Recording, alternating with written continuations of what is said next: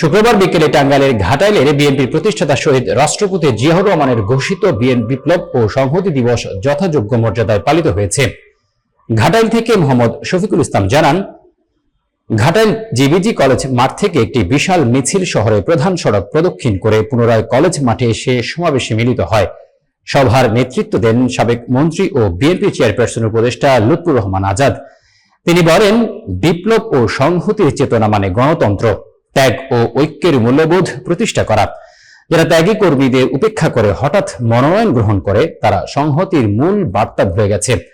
সমাবেশে বক্তব্য রাখেন বিএনপির নির্বাহী কমিটির সদস্য মইনুল ইসলাম, টাঙ্গাইল জেলা বিএনপির সাবেক সহসভাপতি মঞ্জুরুল হক মঞ্জু, উপজেলা বিএনপির সাবেক ভারপ্রাপ্ত সভাপতি তোফাজ্জল হক সেন্টু, উপজেলা বিএনপির সাবেক যুগ্ম সাধারণ সম্পাদক আবু বকর সিদ্দিক, পৌর বিএনপির সাবেক সাধারণ সম্পাদক ফারুক হোসেন ধলা, পৌর যুবদলের সাবেক সভাপতি শহীদুল ইসলাম শহীদ, সাবেক ছাত্রনেতা মোহাম্মদ শামীম মিয়া, উপজেলা যুবদলের সাবেক সভাপতি রফিকুল ইসলাম দুলাল, মোস্তাক আহমেদ সাগর, খুররুম মাসুদ সিদ্দিকী, ইয়াসির আরাফাত শাওন, হাসানুজ্জামান তরুণ, মোহাম্মদ আফজাল হোসেন সহ বিএনপির অঙ্গ সংগঠনের নেতাকর্মীরা।